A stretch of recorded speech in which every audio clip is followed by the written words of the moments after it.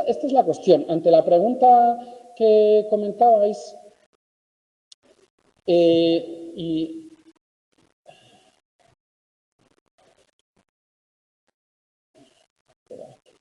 ahora me han cambiado el Office también. Joder, cacharro este.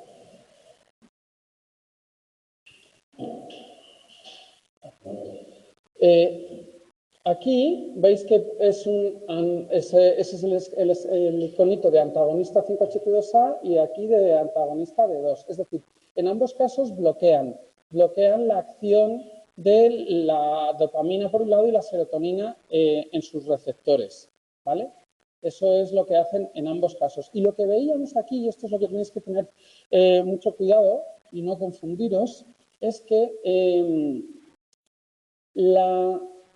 para que un antipsicótico tenga esas propiedades antipsicóticas, sobre todo a nivel de los síntomas positivos, se ha visto en estudios de tomografía por emisión de positrones que tiene que bloquear al menos el 60% de los receptores de D2 que están en el cuerpo estriado, ¿vale? Esa es como la referencia, pero con cuidado porque si pasan del 80%, entonces se producen los síntomas los síntomas parkinsonianos.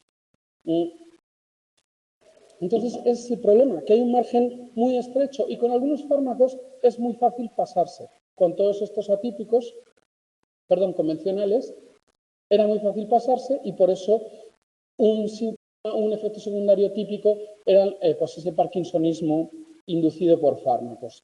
Entonces, mirad, la manera en la que, insisto, tenéis que interpretar estos esquemas son muy importantes porque ya van a aparecer... Uy, la cámara.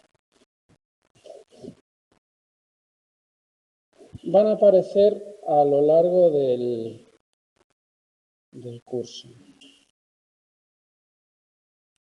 No sé si estáis viendo la pantalla o la pizarra.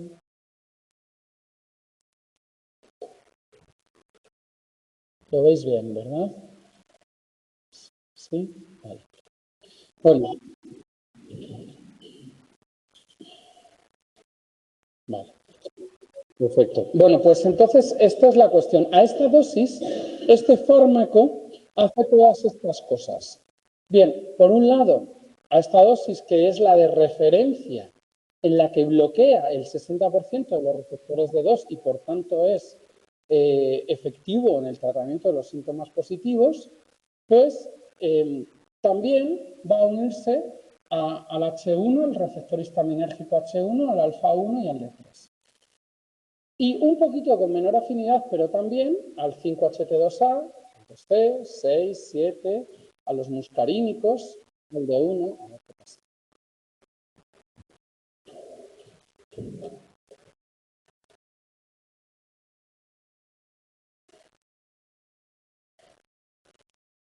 Vale.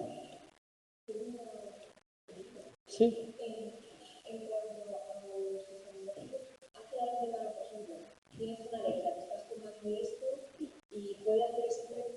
Bueno, sí, preguntan si el efecto antihistamínico también tiene relevancia a nivel de las alergias.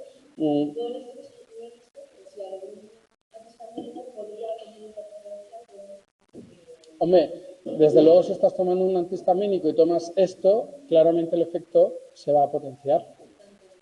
Sí, en las dos direcciones, sí, sí. Y de hecho hay que tener cuidado precisamente pues en todos estos fármacos siempre hay avisos en las cajas pues de la conducción de maquinaria pesada, etcétera, ¿vale? Precisamente por eso, por la somnolencia. Además, acordaos que también el efecto a nivel de los receptores alfa-adrenérgicos pues producía los efectos secundarios típicos de la hipotensión ortostática, hasta de los mareos cuando te levantas con velocidad. A nivel del bloqueo del receptor histaminérgico H1 también la ganancia de peso. Los receptores muscarínicos producen, pues eso, visión borrosa, sequedad de boca, etcétera. Y bueno, muchas más cosas. El 5HT2C también puede producir aumento de peso, también efectos antidepresivos. El bloqueo del D1 pues podría incluso junto con el del D2, reducir las capacidades de algunas drogas, ¿vale? En fin, bueno, esta es la clorpromacina, es la primera. Ya os digo que se vio cómo era inicialmente solo D2, pero luego se ha ido descubriendo pues que tienen otras muchas funciones. Y como os digo, a la dosis a la que es efectiva para bloquear el 60% de los receptores D2 también bloquea con la misma afinidad, al mismo nivel, todos estos. Y un poquito menos los que están a la derecha en función del número de cruces que tengan, ¿vale? Si ya a estos, pues muchísimo menos, ¿vale? A los que tienen solo una cruz. ¿Lo entendéis esto? ¿Sí? ¿Durante todo el tratamiento o más efectos? ¿Los efectos de? Sí, normalmente los efectos secundarios van mitigándose conforme se establece el tratamiento. Y eso, preguntaban por eso, si esto también explica los efectos secundarios y a lo largo de todo el tratamiento. Y lo que digo es eso, que precisamente cuando ya se va uno acostumbrando, se van produciendo adaptaciones en los receptores que en algunos casos producen aspectos negativos, como el bloqueo del D2, que puede llevar a la disquinesia tardía, si os acordáis, pero también efectos positivos en el sentido en que bajan los efectos secundarios.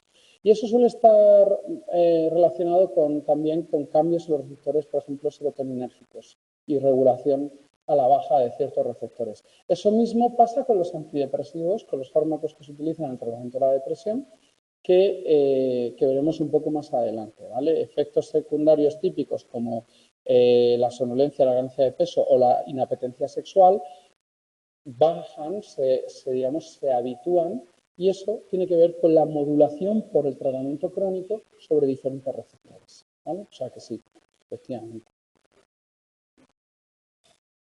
Bueno, como os digo, esto es súper importante que lo entendáis, porque es la base. Bien.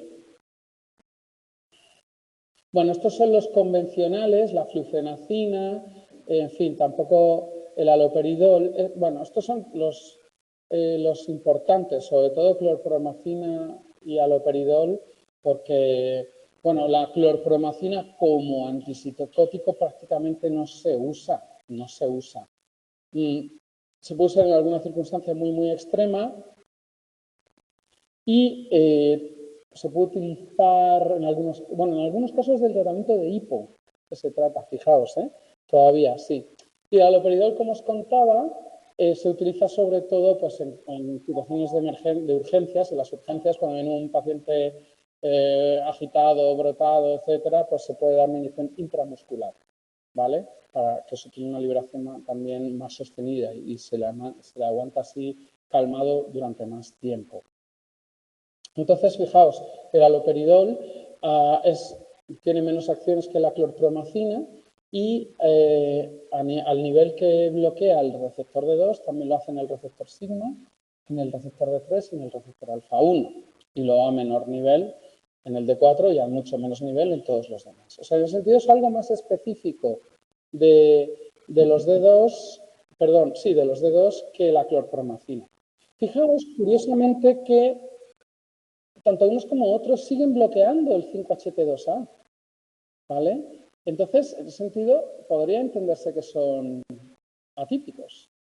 Pero es verdad que, sobre todo, el haloperidol lo hace con menor afinidad. La clorpromacina sí lo hace con algo más de afinidad, pero el haloperidol, tiene el 5-HT2A en el haloperidol tiene una cruz y en la clorpromacina tiene 2, ¿vale? O sea que, bueno.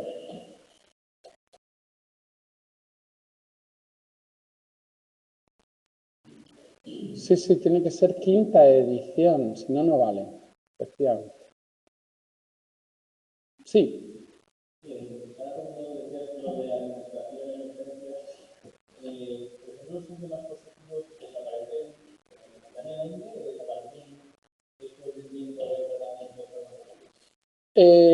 Pero dices después de un tiempo de tratamiento, digamos, normal, ambulatorio, con comprimidos. Si viene con alucinaciones y delirios y le das una dosis adecuada de haloperidol intramuscular, es que se va a quedar bastante calmado, muy calmado. Pero luego se le va a pasar y seguramente, bueno, es que como van por brotes, son brotes, puede que vuelvan, sí. No tienen efecto instantáneo de eliminación. Y es que ningún antipsicótico las elimina siempre. Lo que pasa es que ayudan a que reduzcan la intensidad, a que se pueda convivir con ellas, en algunos casos que reduzcan bastante la frecuencia.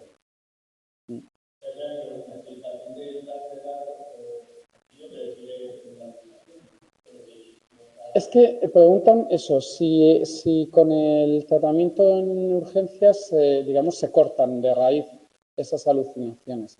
Es que el problema en estos casos es que no creáis que están viendo dragones, siempre digo. O sea, es algo más sutil. Son voces que escuchas, son como que parece, pues para que os hagáis una idea, que alguien ha entrado en la puerta y me ha mirado.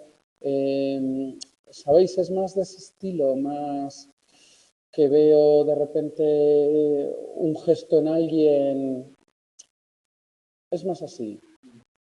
Más eso, insisto, más que estás viendo. Y bueno, sí que baja la intensidad. Y al principio, cuando es una inyección, pues es que te quedas totalmente groggy, como quien dice. ¿Vale?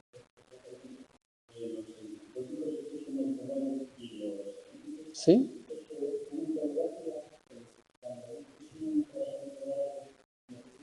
Sí. Preguntan, buena pregunta. Si con estos hay tolerancia y hay que aumentar las dosis, en algunos casos sí. Y la cuestión también es que además normalmente la dosis hay que encontrarla, hay que hacer un incremento progresivo, claro. Entonces, sí. Y muchas veces además hay que combinar varios antipsicóticos, varios agentes de estos que ahora veremos. Normalmente incluso, es que esto es una idea que también quiero que os llevéis. Y casi ningún, yo diría que ningún paciente con psicopatología va a estar con una monoterapia. Ninguno. Aunque ese pueda ser el objetivo, todos o muchos van a tener ansiolíticos, bueno, te digo que no hay que decir ansiolíticos, pero bueno, fármacos que contribuyan a mejorar la ansiedad, seguramente también inhibidores de la recaptación de la serotonina, o sea, dependerá, ¿vale? En ese sentido, ya os digo, lo normal es la monoterapia. Sí.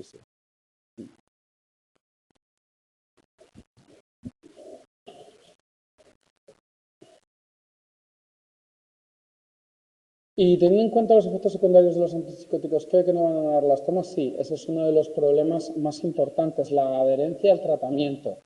Y eso es precisamente algo en donde los psicólogos y las psicólogas pues podemos intervenir en asegurar la adherencia al tratamiento, ¿vale? Y hay técnicas concretas para eso. Hay que hablar de los efectos secundarios, pues tienes que conocerlos también para mejorar la adherencia, ¿vale? Y explicar y normalizar lo que va a pasar.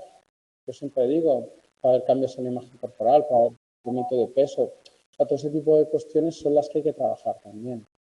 Y es una función muy importante del psicólogo.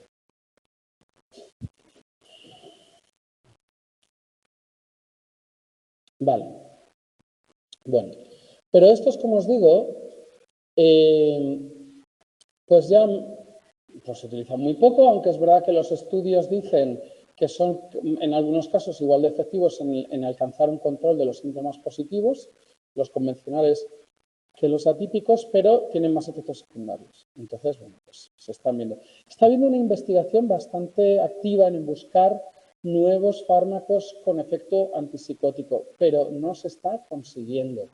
Es muy difícil. Y el problema es que las farmacéuticas no invierten mucho dinero porque claro, no es lo mismo que tú tengas un cáncer con una diana molecular y que, bueno, que puedas hacer una serie de estudios súper controlados. Esto es muy difícil porque, bueno, los trastornos Muchas veces vienen con comorbilidad y tampoco tenemos muy clara la base biológica. Entonces tampoco tenemos las dianas.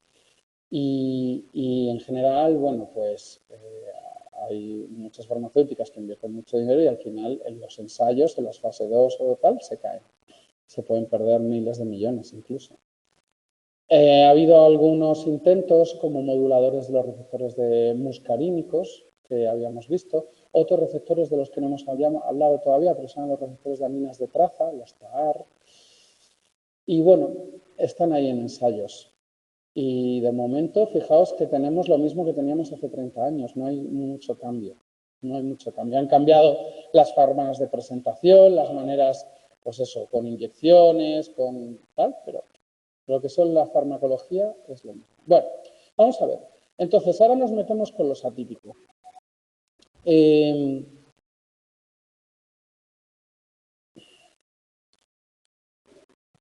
Ahora nos metemos con los atípicos, ya más a fondo.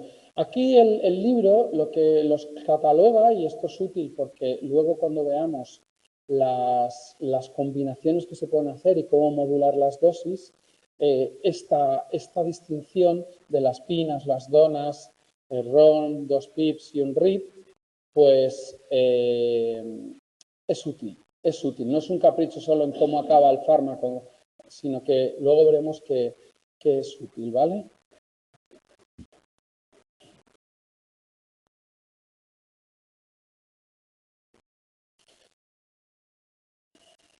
Bueno, pues aquí las tenéis. Vamos a empezar por las pinas. Pinas es todos los fármacos que acaban en pina, clozapina, olanzapina, quetiapina, senapina, zotepina, esos, ¿vale? Luego las donas, pues risperidonas, paliperidona, ciprasidona, iloperidona, lurasidona. Y luego el ron, bueno, sí, el este siempre me cuesta, lumateperona.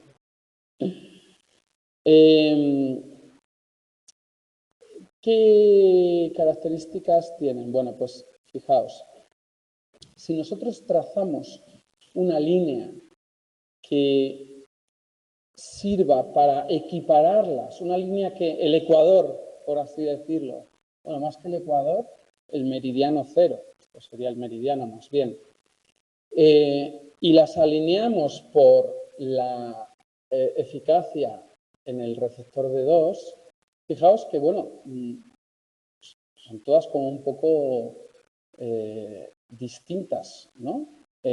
Sobre todo en el sentido de qué les pasa al receptor de serotonina, al antagonismo del 5-HT2A, ¿vale? Normalmente con las pinas queda más a la izquierda, ¿vale? Entonces, ¿eso qué quiere decir? Que son más afines por el 5-HT2A que por el D2, ¿vale? O sea, que a la dosis que yo necesito, fijaos, estas para, digamos que tienen todo esto. Son más efectivas, ¿vale? Mientras que en las donas están más cerca, ¿vale? Comparten más afinidad. A la misma dosis están actuando más o menos parecido con el 5-HT2A que con el D2, ¿vale? Mientras que aquí no, aquí tocan muchos fármacos antes de llegar al 5-HT2A. ¿Esto lo veis? No siempre en la senapina que los demás no. Mientras que aquí están más cerca. Esa es una de las características diferenciadoras, ¿vale? En ese sentido, con las donas estamos tocando los dos receptores más o menos con la misma potencia. Con las pinas estamos tocando con más fuerza el 5-HT2A que el D2 a esa dosis. Esa es una de las grandes diferencias. ¿Esto se entiende?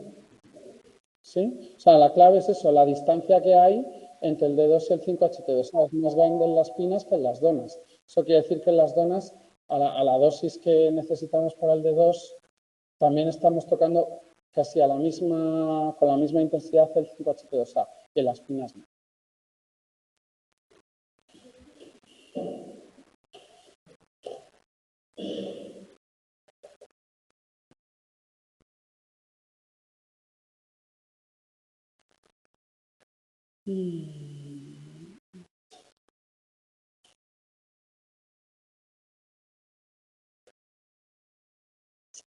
Luego, el aripiprazol, el brexpiprazol y la cariprazina, estos son agonistas parciales del D2, ¿vale?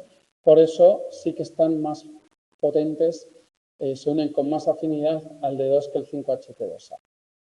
Entonces, vamos viajando, como os digo, si nos centramos como meridiano en la eficacia, en la afinidad por el receptor D2, pues a esa afinidad en las pinas tenemos que estamos tocando receptores, muchos más receptores porque son más afines. En las donas está parecido la afinidad del D2 y el 5-HT2A, o sea que a esa dosis está muy cerca, no tengo que recorrer todo este recorrido que hago con las pinas con otros receptores, ¿vale? O sea que para llegar a esto, como son mucho más afines por todos estos receptores, pues los toco para llegar a mi dosis objetivo del D2, ¿vale? Entonces, a todo lo que está a la izquierda, a esta dosis lo estoy tocando también. Fijaos la clozapina, o sea, a esta dosis del D2 todo lo que está afectando. Con las donas no pasa eso, porque tienen una afinidad más parecida por el 5-HT2A que por el D2. Y con el aripiprazol, el brexpiprazol y la cariprazina, pues al contrario, son más afines por el D2 que por el 5-HT2A. Y esto les condiciona. Y condiciona las transiciones cuando hagamos de un fármaco a otro. Esto quedaos mucho con ello, ¿vale? Esto va a cambiar si hacemos, porque como os digo, hay que cambiar. Normalmente cuando uno va probando fármacos, pues vemos que no les sienta nada bien, que hay que cambiar dentro de una misma familia, eso suele ser lo primero que hay que hacer. Luego a lo mejor hay que transicionar de una pina a una dona, o de una dona a una pina quizás, o el aripiprazol.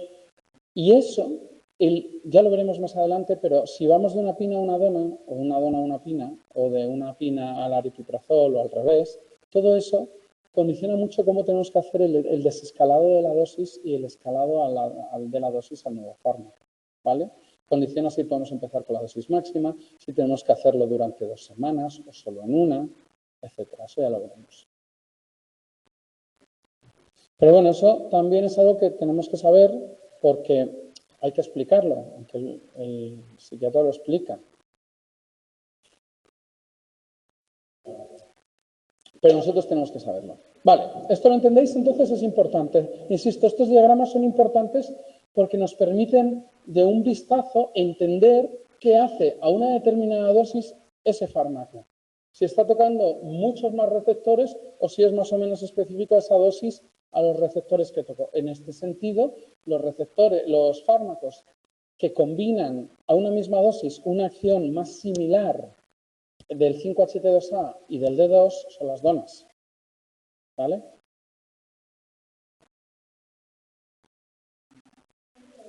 Sí.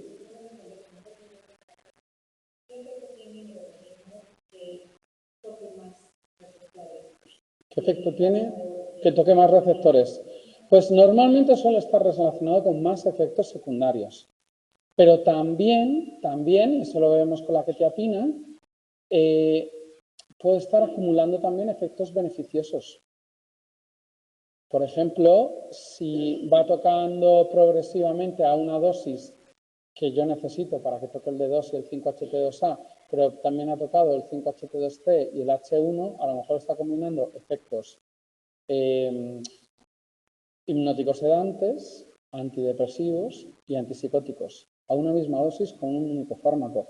Eso, en un paciente que le puedan combinar esas tres cosas, viene muy bien. Entonces, cierto es también que cuanto más receptores tocamos, más probabilidades hay de efectos secundarios indeseados. Y eso, pues hay que balancearlo muy bien.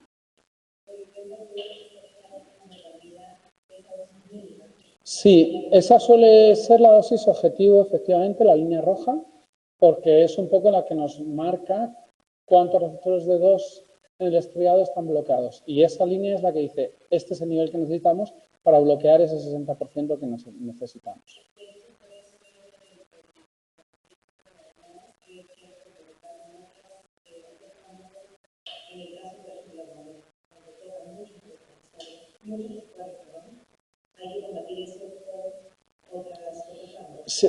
Bueno, lo de combinarlo con otros fármacos suele ser porque, bueno, pues porque en ese paciente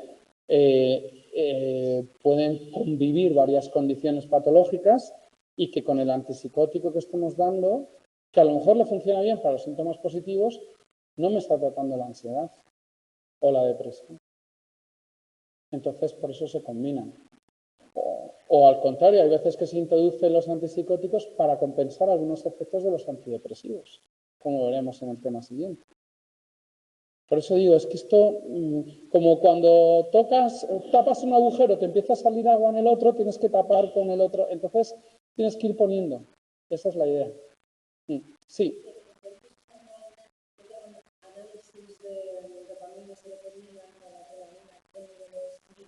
No, no se hace nunca. Pregunta a la compañera si es normal que se hagan análisis de neurotransmisores en la sangre. Nunca se hace eso. No, que no se hace nunca. Porque, bueno, hace muchos años, digo ahora, o sea, y si se hace análisis de adrenalina no es con la idea.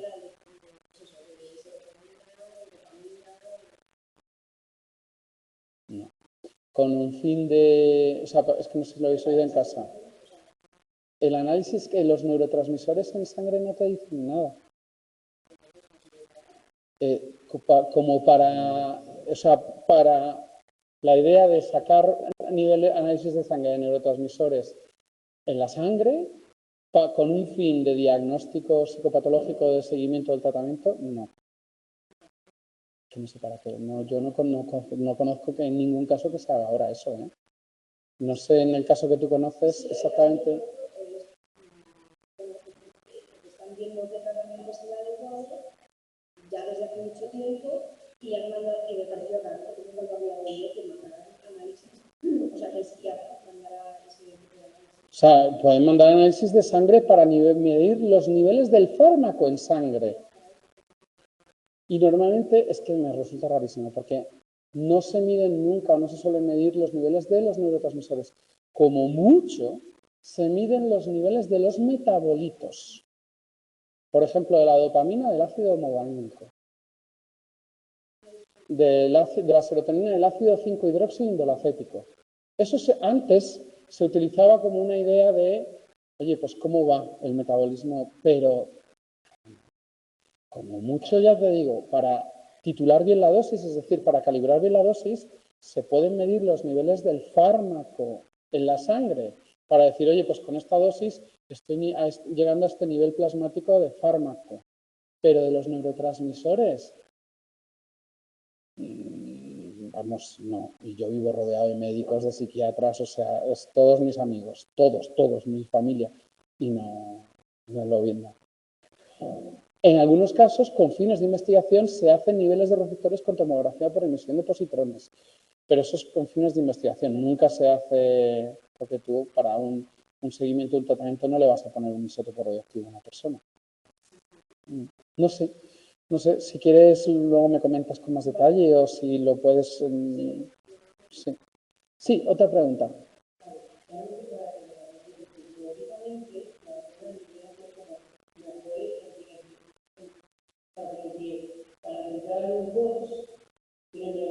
Sí, eso es.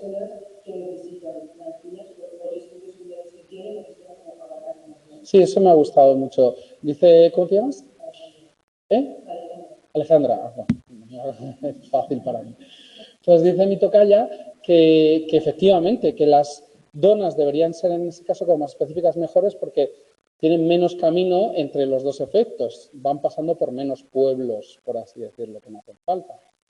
Sin embargo, en algunos pacientes sí que hace falta ser tratados con pinas, ¿no? Es más o menos resumido lo que has dicho.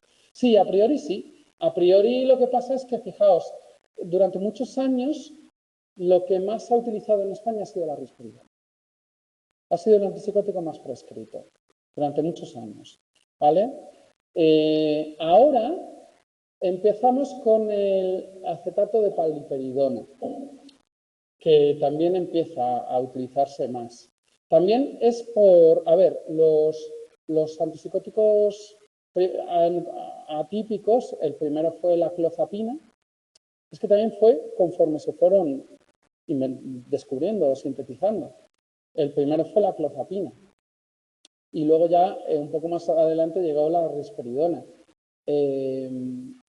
y hasta que se fue un poco calibrando todo. Pero sí, por lo menos a priori las donas deberían ser mejores. Y de hecho luego veremos que para cambiar la dosis son menos problemáticas, porque claro, tocan menos receptores, entonces hace falta desescalar durante menos tiempo las donas que las pinas, ¿vale? Y diréis, bueno, pues el aripiprazol parece que podría ser también bastante bueno porque es un agonista parcial del D2, entonces ni me paso por arriba ni por abajo como lo que vimos. Y sí, lo que pasa es que luego es verdad que no produce tantos efectos secundarios porque toca menos receptores, digamos, indeseados, pero es verdad también que no es tan efectivo como los demás en el tratamiento, en el control de los síntomas positivos y negativos.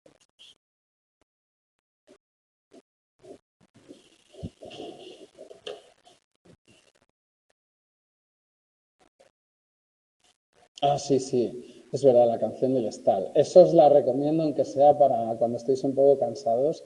Buah, es que este señor está como una cabra.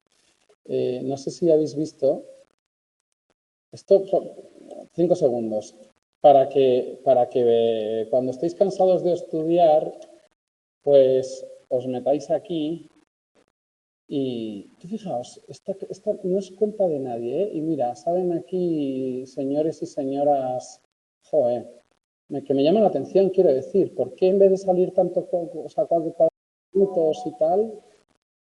No sé, de verdad, yo es que, bueno, yo me rayo mucho con estas cosas y serán los algoritmos que quieren como... A ver, ¿qué me están diciendo los compañeros? Sí, voy. A ver, aquí vamos a estar...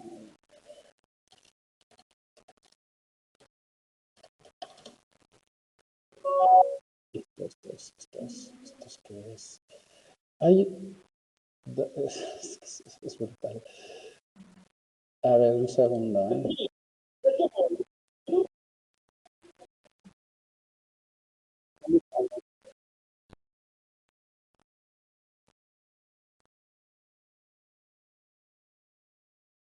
Esta la veis.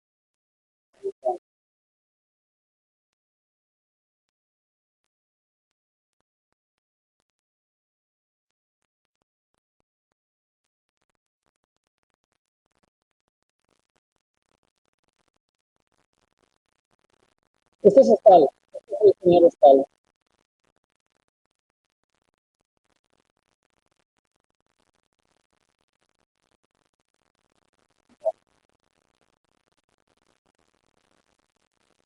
Aquí viene.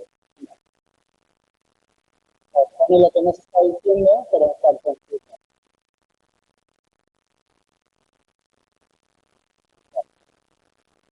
Muy heavy.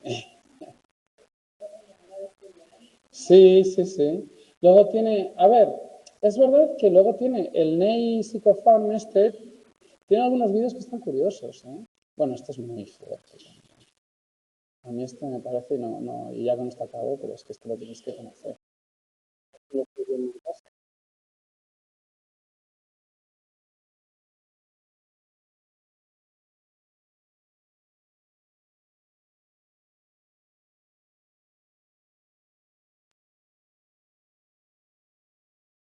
O sea,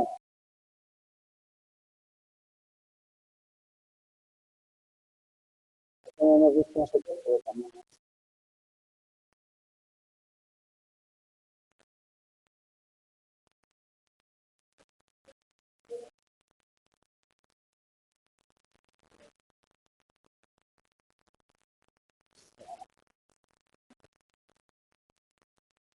En fin, que si queréis relajaros un poco a la vez que estudiáis y repasáis conceptos, pues el NEI Psicofarm pues ya está. Es útil, o sea, de verdad es útil, ¿eh? Tiene cosas curiosas. Sí, sí, sí.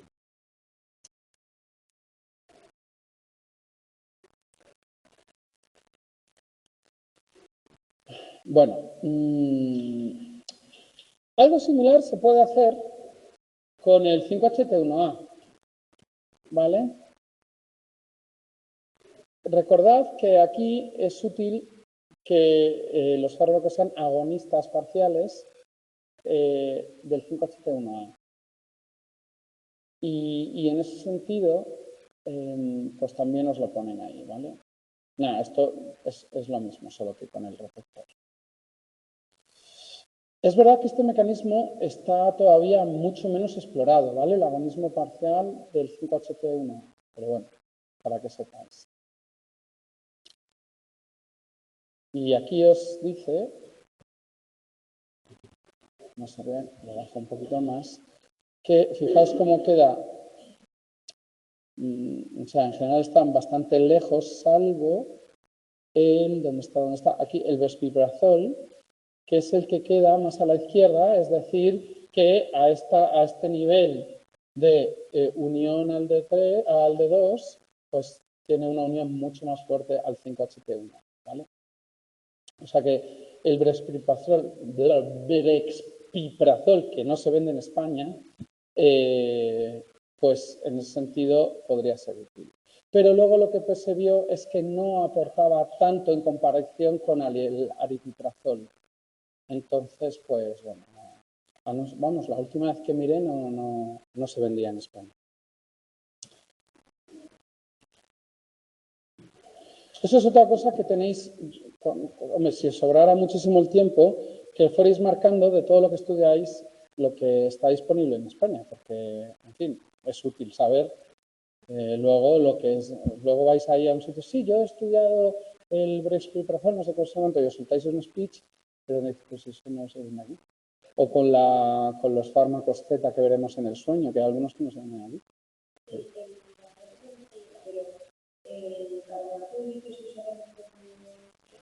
El carbonato de litio se suele usar como eutimizante, es decir, como estabilizador del estado de ánimo.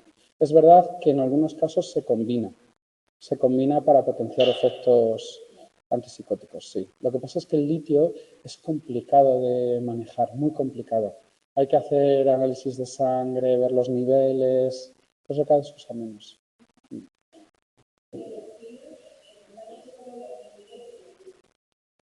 De las pinas, pues no he mirado recientemente. A ver. ¿Dónde está? Clozapina, olanzapina, quetiapina. La senapina no estaba, me quiere sonar. A ver.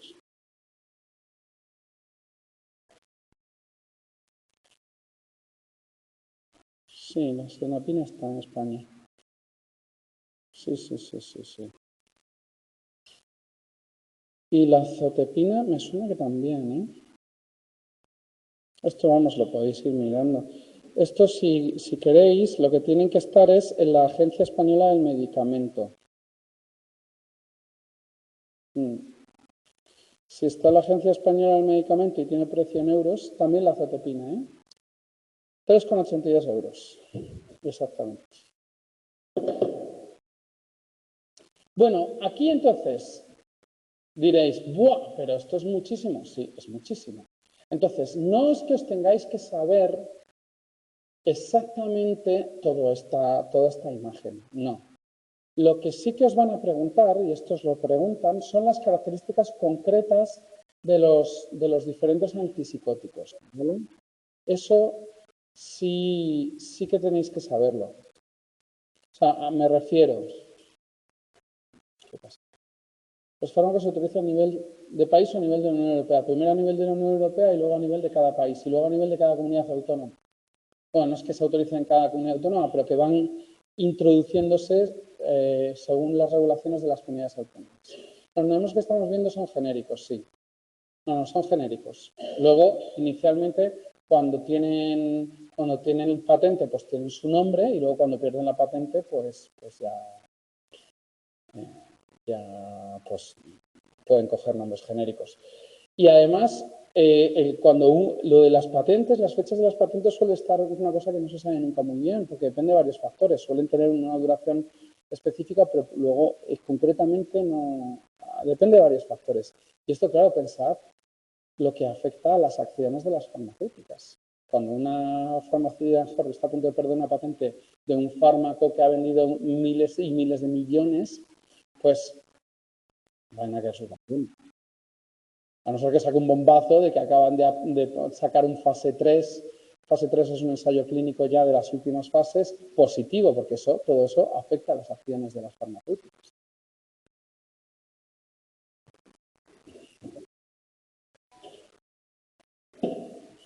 Negocio millonario. Bueno, entonces, más.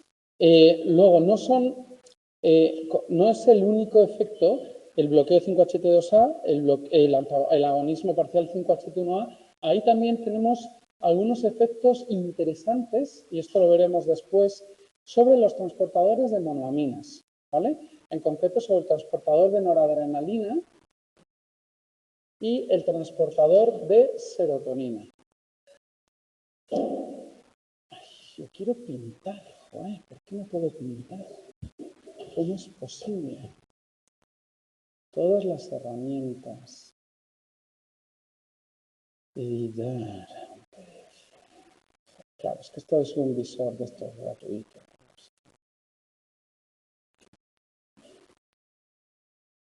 Pues no. ¿Aquí? Ah, mira, mira, sí. ¡Oh, qué maravilla! Solo que me gusta en azul. Ya está. Ya está todo bien. Vale, genial. Muchas gracias. Bien, entonces, pues eso.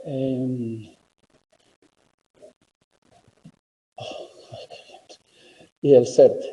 Bien, esto es importante porque el bloqueo de estos transportadores va a añadirle también propiedades antidepresivas. Tenéis que tener un cuidado porque no es bueno que bloqueen esto, que es el transportador de serotonina.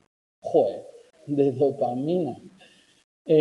Porque claro, si elevamos el tono dopaminérgico de repente, pues podemos estar contribuyendo al aumento de los síntomas positivos. O sea, eso no interesa. ¿Vale? Entonces, bueno, pues ahí hay que tener cuidado. Y sí, los que, fijaos, en general están lejos, salvo quizás en las donas, o sea, en la quetiapina, y esto es importante, es verdad, aquí lo veremos después cuando veamos la quetiapina, a esta dosis antipsicótica, en la quetiapina, esta es la dosis antipsicótica, porque aquí está bloqueando el D2, hay todo este caminito hasta... Y llegamos al NET, al bloqueo del transportador de serotonina. Lo que os quiero decir con esto es que también va a tener a esta dosis antipsicótica, que es la máxima, efectos antidepresivos y también por aquí veremos que está el H1, ¿vale? O sea, y va a tener efectos hipnóticos sedantes. ¿Qué pasa? Que yo a lo mejor quiero bajar la dosis e irme solo a que tenga un efecto antidepresivo. Puedo hacerlo. Puedo aumentar un poquito más y que tenga un efecto hipnótico sedante. O puedo aumentar un poquito más y ya también tiene un efecto antipsicótico. O sea, eso es, por ejemplo, una de las ventajas de la quetiapina, que veremos después, ¿vale? Porque es la que tiene el transportador de noradrenalina a la izquierda del D2. Y por lo tanto podemos perder la acción del D2 bajando la dosis e irnos solo hacia la izquierda, hacia el transportador de serotonina. Joder, de noradrenalina. Estoy yo espesito, ¿eh? Bueno, esto lo entendéis. Esto es importante, de verdad. Es la manera de entender estos esquemas. Esta es mi dosis antipsicótica. A esta dosis toco todo lo que esté a la izquierda. Si yo voy bajando dosis, voy yéndome a la izquierda, pero pierdo lo que está a la derecha.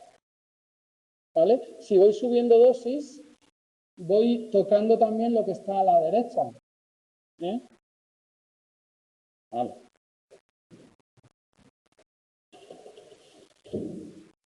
¿Hay algún criterio general que diga es mejor que los síntomas positivos sean todos negativos y viceversa? En el caso en que compitiesen los tratamientos, no, bueno, lo que es lo que afecta más a la calidad de vida de la persona en concreto y la preponderancia en cada caso. Si hay más presencia de negativos, pues hay que ir a por ellos. Si hay más presencia de positivos, pues hay que ir a por ellos. ¿Vale? Sí.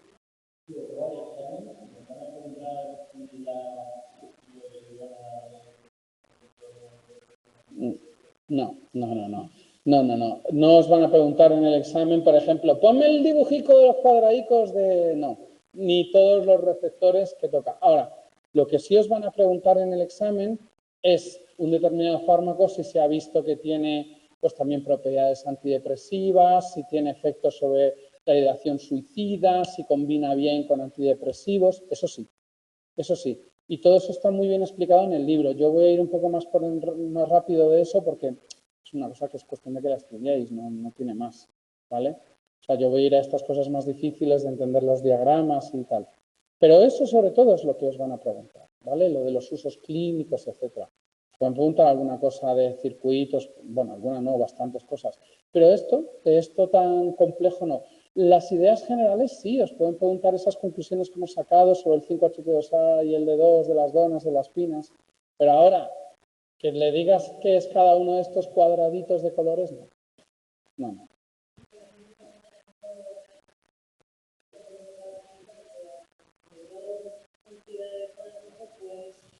Sí, sí, eso es, porque es que además eso en algunos fármacos concretos es característico. Y sí, sí, eso os lo pueden preguntar perfectamente, lo de qué pasa si en un fármaco subes la dosis, si, no tanto qué receptores empiezas a tocar o dejas de tocar, que también, sino por el efecto que eso tiene a nivel terapéutico. Eso sí.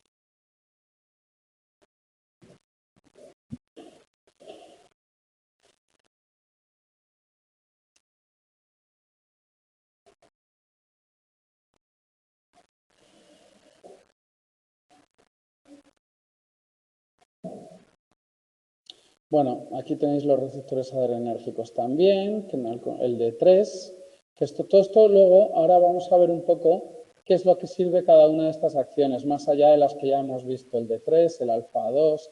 Es que el alfa-2 también puede tener efectos importantes a nivel, o sea, como potencial antidepresivo, ya lo veremos, ¿vale? Y el D3 también con nivel de síntomas cognitivos, etcétera. El 5-HT2C, o sea, aquí son todas las dianas que vamos a estudiar en cada uno de los antipsicóticos. Y ya os digo, obviamente esto no es que no lo tenéis que saber, pero ahora cuando veamos los que son, por ejemplo, aquí, a ver, que como aquí hay tantísimo gráfico.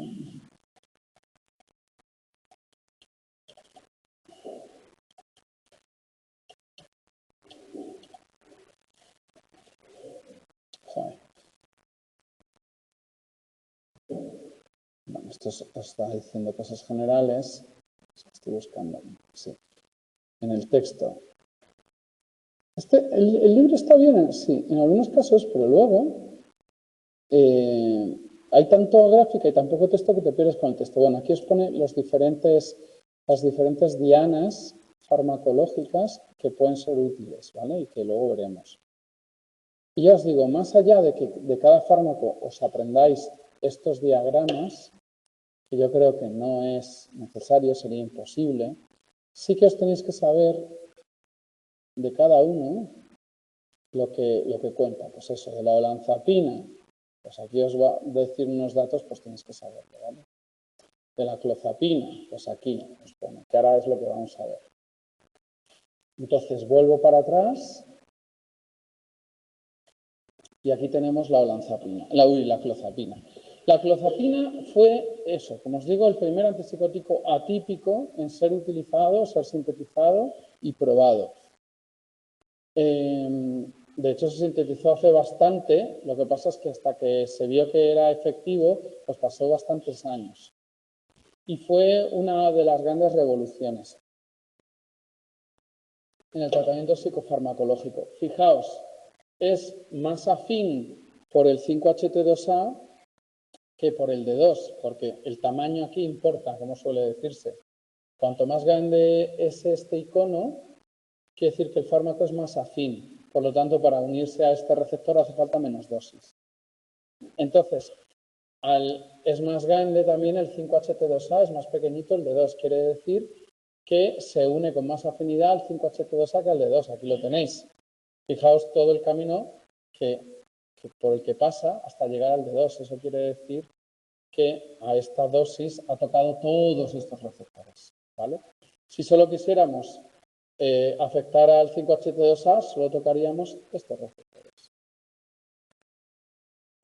¿vale? Pero como interesa este doble antagonismo, pues hay que pagar el precio de todo esto.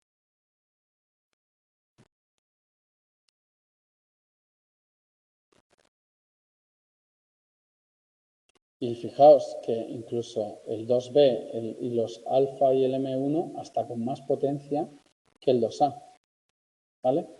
Bueno, con la clozapina, pues, ¿qué tenéis que saber? A nivel práctico, no se suele utilizar nunca como primera opción en el tratamiento. Nunca. Suele utilizarse, o sea, todavía se usa, pero cuando los otros fármacos han fallado, ¿vale? Es el típico que se sabe que funciona, pero que tiene tantos efectos secundarios que hay que reservarlo siempre para el final. Es como la última línea, la clozapina. Entonces, si veis el perfil farmacológico, vais a poder un poco aventurar pues, los efectos secundarios que tiene. Vamos a ver. Bueno, pues sí, tenemos un fármaco que bloquea el D2, que bloquea el 5-HT2A, que bloquea todo lo que hay en medio, por supuesto, y todo lo que está a la izquierda. En concreto, muy fuerte con el H1, igual de fuerte que el 5-HT2A. El H1, ¿qué es lo que produce? ¿El qué? ¿El qué? Sueño, somnolencia, sí. Y ganancia de peso. Y ganancia de peso. Entonces, pues ya vamos a tener eso, que este fármaco produce mucha sedación, ganancia de peso, ¿vale? Es casi de los que más, junto con la olanzapina. Y, bueno, pues también, obviamente, fijaos, bloquea el M1, pues visión borrosa, sequedad de boca, estreñimiento. Este también es de los que más problemas metabólicos, cardiometabólicos produce, efectivamente. Fijaos, toca todos los receptores alfa, ¿vale? Entonces producirá estos problemas en la tensión arterial, etc. Este receptor de aquí también puede afectar a la función cardíaca también, ¿vale? Y de hecho es parte del problema cardiometabólico que produce. Por lo tanto, y otra cosa que con la clozapina tenéis que saber, y es posible que os lo pregunten, porque es una cosa muy importante, es un efecto secundario que incluso si no se controla es mortal, que es la granulocitosis o neutropenias, que no me salía, gracias. Es lo mismo, sí, agranulocitosis o neutropenia. Pues debe afectar seguramente preguntan que por qué se produce. Bueno, voy a decir primero lo que es. Los granulocitos son un tipo de células inmunitarias, ¿vale? De la defensa inmune innata. Pues son los neutrófilos, los basófilos, los eosinófilos, son todas esas células que ya conocéis porque habéis estudiado psiconeuroinmunología en Fundamentos de Psicobiología, el tema 14, si no podéis repasarlo, son esas células en general innatas. En concreto, los neutrófilos son un tipo de granulocitos que son como súper importantes como línea general de defensa contra infecciones, ¿vale? Y cuando bajan los niveles y se produce neutropenia, es decir, penia quiere decir poco, y normalmente, pues, cuando es citosis es que hay mucho. Linfocitosis, muchos linfocitos. Linfopenia, muy pocos linfocitos, ¿vale? Pues cuando hay neutropenia, es decir, pocos neutrófilos, y otra forma de decirles agranulocitosis, pues es una, es una complicación potencialmente mortal por las infecciones. ¿Por qué se produce? Pues yo, la verdad es que no lo sé muy bien, pero supongo que porque afectará este fármaco a los precursores hematopoyéticos de estas células, es decir, a las células madre que dan lugar a esto. Pero lo puedo mirar, porque no lo sé, la verdad. Si es que eso depende de alguno de los receptores que toca esto o actúa a otro nivel. Lo que sí que sé es que, claro, normalmente, pues cuando se trata a alguien con clozapina, pues hay que hacer algunos recuentos, o sea, análisis de sangre de vez en cuando para ver que la función, pues eso, no se esté dando. No es el único fármaco que produce neutropenia. Hay otro muy famoso que todos conocemos que lo produce. ¿Alguien lo sabe? ¿No? El nolotil. El nolotil también puede producir neutropenia. Sí.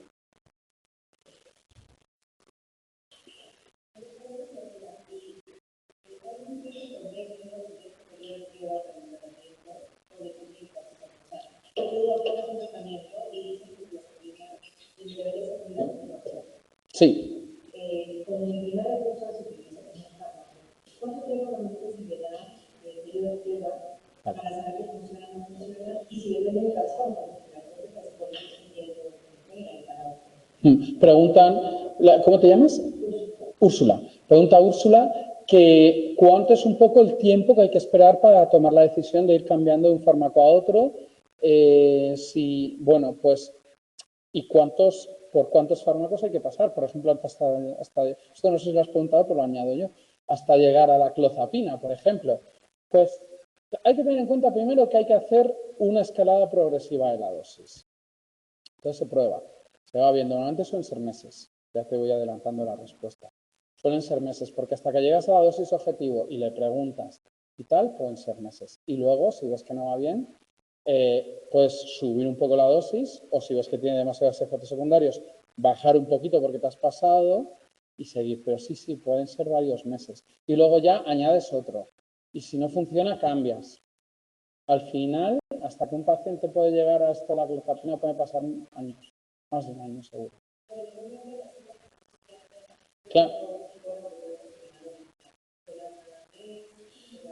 Claro, la cita con un psiquiatra, y claro, es que este es el problema.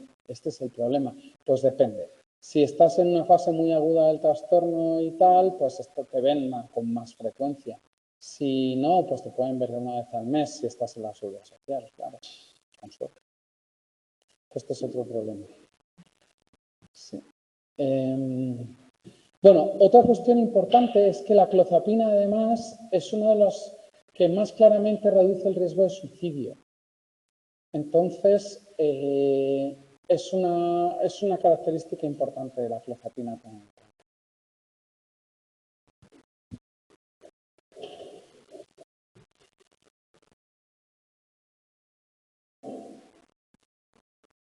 Vale.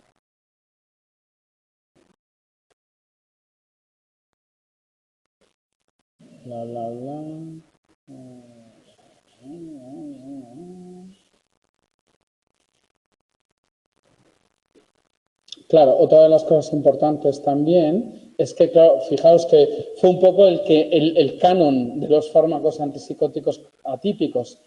Es como lo que se definió que era un antipsicótico atípico en función de la clozapina, y por eso os dice que verdaderamente no produce síntomas extrapiramidales, no agrava los síntomas negativos. Bueno, pues es como eso, el gold estándar, ¿no? Como os pone ahí del estándar de tratamiento de los antipsicóticos convencionales. Pero también, pues eso puede producir convulsiones, el riesgo cardiometabólico que ya hemos dicho, en fin, salivación extrema por los efectos también a nivel de los receptores muscarínicos. Y ahí es lo que os dice, sí, es la que es más eficaz en el control de los síntomas, pero como tiene tantísimos efectos secundarios, pues se intenta no tener que llegar a ella. Esa es casi un poco la clave, ¿vale?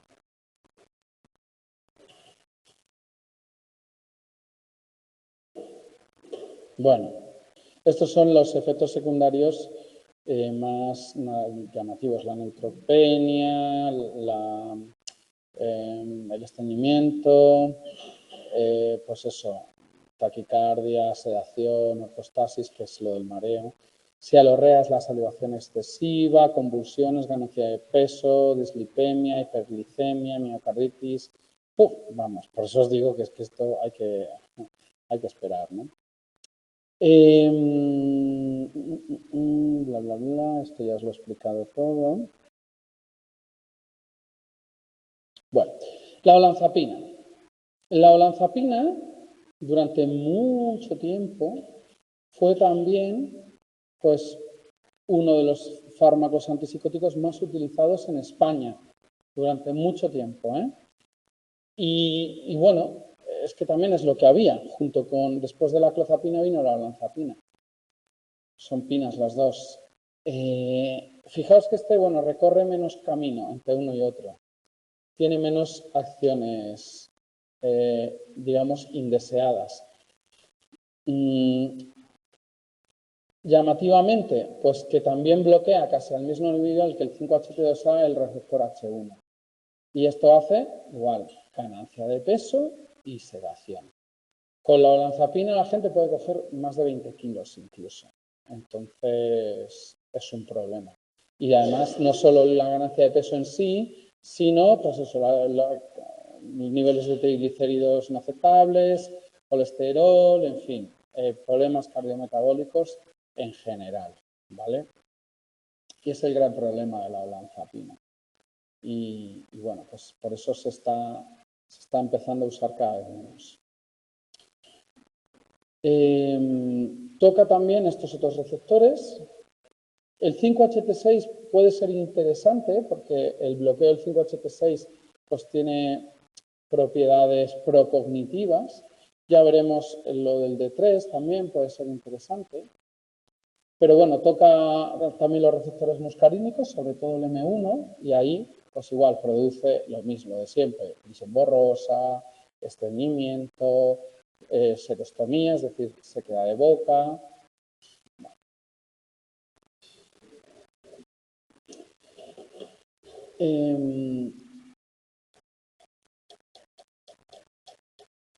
Ya os digo, en España durante muchos años fue, junto con la risperidona, de los que más se utilizó, sin tener que llegar a la clozapina.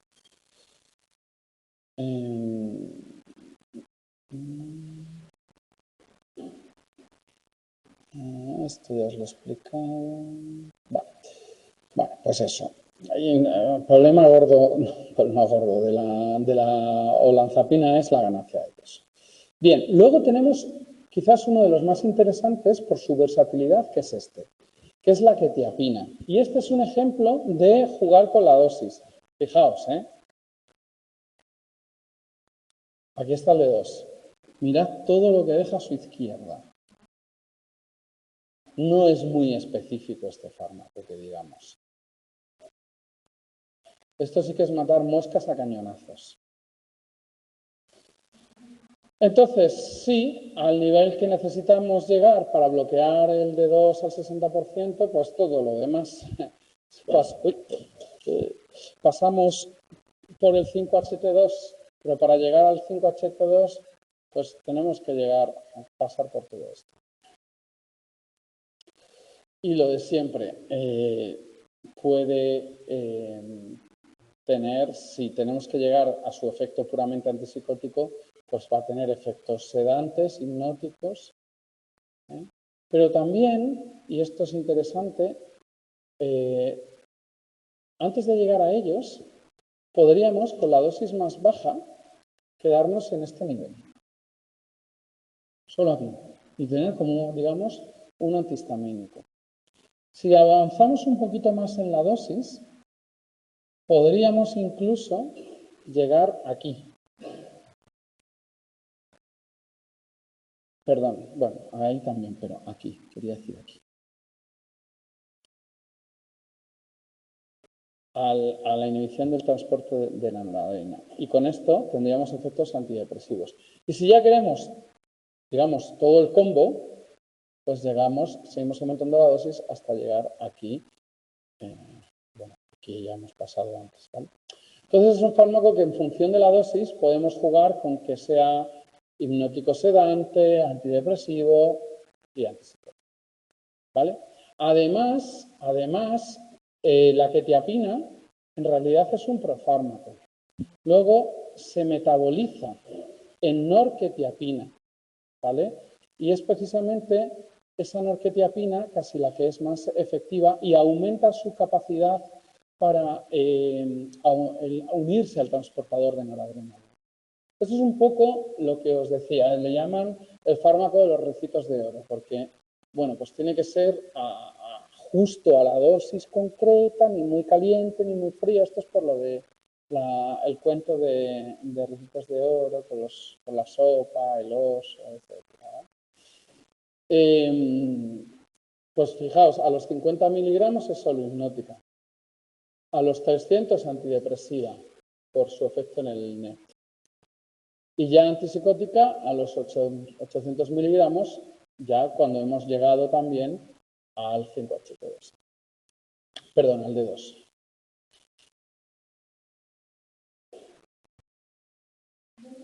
Sí. Sí. Muy buena pregunta. ¿Cómo te llamas?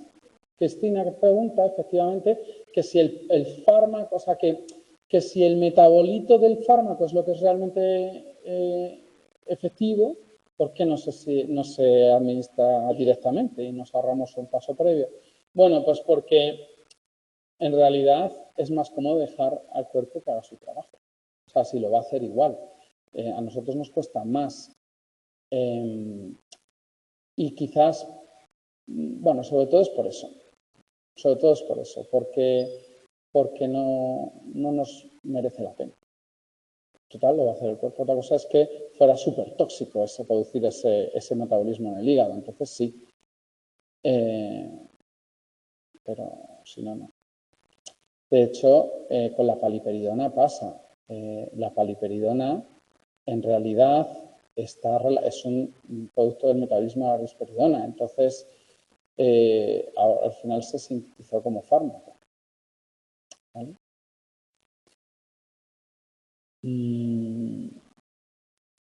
Sí. Entonces, bueno, pues esto es lo curioso de la quetiapina y lo que os tiene que sonar más.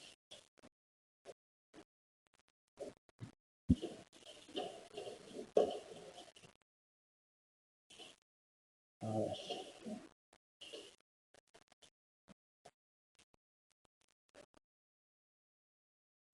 Sí, esto ya lo he dicho. Entonces digo que al final, una vez que os aprendéis lo que hace los efectos terapéuticos y secundarios asociados a cada diana farmacológica, lo vais a tener mucho más fácil. Vale. Luego ya nos metemos... Estoy viendo que no se me olvida nada. Sí.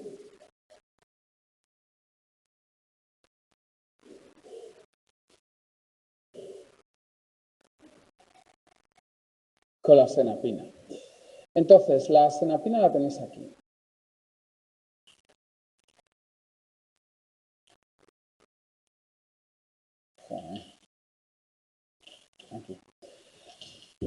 Aquí la característica importante es que sí que conseguimos, es más efectiva, o sea, más específica, y cuando a la dosis del D2, pues solo me deja estos receptores a la izquierda, o sea, solo está tocando el 2C, el 2A, el 7 y el 6. En este sentido, con este perfil, a nivel teórico debería ser bastante buena, porque tanto el 5-HT7, si os acordáis, al bloquearlo producíamos efectos también, al menos teóricamente, de control positivo en la regulación de la dopamina. Y con el 5-HT2C, al bloquearlo, también estamos controlando indirectamente la liberación de noradrenalina y de dopamina en la corteza prefrontal. Y eso produciría incluso potencialmente efectos farmacológicos. También os quiero decir que ocurre que a veces, aunque tengamos estos perfiles farmacológicos, luego lo que esperamos que ocurra a nivel de efectos no ocurre cuando lo hacemos estudios en personas con mucha gente, ¿vale? Entonces, bueno, esto siempre hay que tomarlo con cautela. Como os dice ahí, el 5-HT7 puede contribuir a mejoras en el estado de ánimo, en la cognición, incluso en el sueño. También se une, pero a dosis menores, a los receptores alfa-adrenérgicos. Bueno, la senapina, bueno, que muchas veces se suele dar según la necesidad. No hay una pauta de dosis tan concreta como con las otras, ¿vale? E incluso, si no recuerdo mal, hay también presentación sublingual.